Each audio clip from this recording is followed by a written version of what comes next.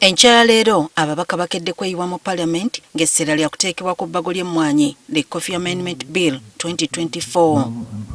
Palamenti olutudde akulira oludda oluwabula gavumenti mu Palamenti Joel Ssenyonyi asoose kusaba sipiika Anita Among okudda ebbali mu kuteesa ku bbago ly'emmwanyi asooke yeetondere bannayuganda ku bigambo bye yawulirwa ng'aliko gw'alagira okukakasa nti Abaganda tebawangula. Ssenyonyi agamba nti kino kiraga nti sipiika aliko kyekubiira wamu n'okusosola mu mawanga ekikontana ne ssemateeka.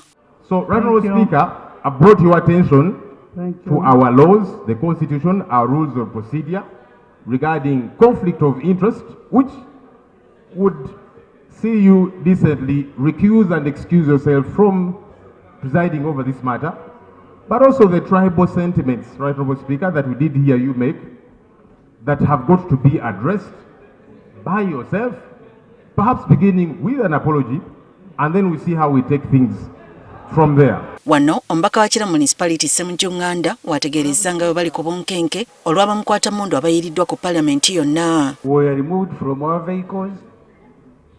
We are being stopped from parking. There are ununiformed security personnel in Parliament who are more than the 530 MPs. Ono era yegattiddwako mbaka wa municipali ya Mityana Francis Zaake atuuse n'okutegeeza sipiika nga bwe waliwo omukwata mundu ayimiridde okumpi naye ekibatadde mu kutya. The one who is behind where you seated, Madam Speaker, let him be subject to a security check. He has a gun. Let him be subject because, Madam Speaker, I'm worried about. Which one? The one behind, the gentleman. Wano sipiika alagidde omukuumi wa Palamenti ayaze omuntu asongeddwa mu mbaka zaako olunwe. Sergeant at the arm, can you check? Remove your jacket. Oluvannyuma kizuuliddwa nti talina mmundu kyokka n'alabibwako ng'afuluma.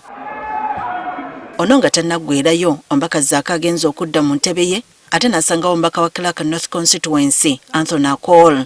Okumulagira aveewo n'agaana naye kyazzeeko kwe kumukwata n'amusindika ekiviiriddeko ombaka Akol okutandika okumukuba ebikonde.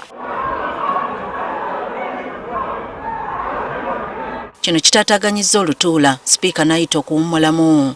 Let the member be taken out of the chamber and taken for treatment. He's injured.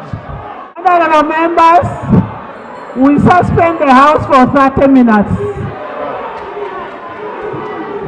Sipiika olukomyewo n'agoba ababaka 12 ab'oludda oluvuganya n'okubayimiriza mu ntuula za Palamenti 3 olw'okulanagana okubaddewo. Sinnaba kubeera ku mbadde era very humble man kubanga mumanyi alina ekintu kya nwana oba nwana ki oba namufaananira bubi omusaayi gwange tegwakwatagane simanyi. Sipiika yalagidde nti ab'oludda oluvuga oba olufuga ab'NRM naffe abali ku ludda oluvuganya gavumenti nti tutuule wamu naye ng'ate abamu kibeera kigendere kya kukyankalanya kunyiiza na kubeera nti abalaba eri wabweru balowooza nti ffe bamufu abawagira ebbago eryo kati omuntu awanika omukono awoga n'ebigambo kati mulabe abaki ab'opposition. Okuteesa ku bbago kugenze mu maaso. I put a question at the National Coffee Amendment Bill 2024. Be read the third time. Ombaka wa Budadiri County West Nandala Mafaabi asaba minisita okutangaza kawaayira 58 akalambika ekiddako ku bakozi ba UCDA. Mu kumuddamu ssaabawolereza wa gavumenti Kiryola Kiwanuka ategeeza nti si buli mukozi abadde mu UCDA waakusigaza omulimu gwe. What are you committing? Because here it is saying transfer savings to the ministry. Now, what about the employees? You must remember that the purpose of rationalization was to reduce. So there are some people in UCDA who are definitely not going to be redeployed. Oluvannyuma ebbago liyisiddwa ng'ababaka 159 balikkiriza ate 77 baligaanye. The title is settled and the bill has been passed. Minisita w'ebyobulimi n'obulunzi Frank Tumwebaze asuubizza bannayuganda okwongera okutumbula emmwanyi ya Uganda ne mu mawanga amalala. That the coffee value chain is developed to ensure that our exports continue to gain access to the international markets. We shall ensure that our laboratories continue to be fully accredited.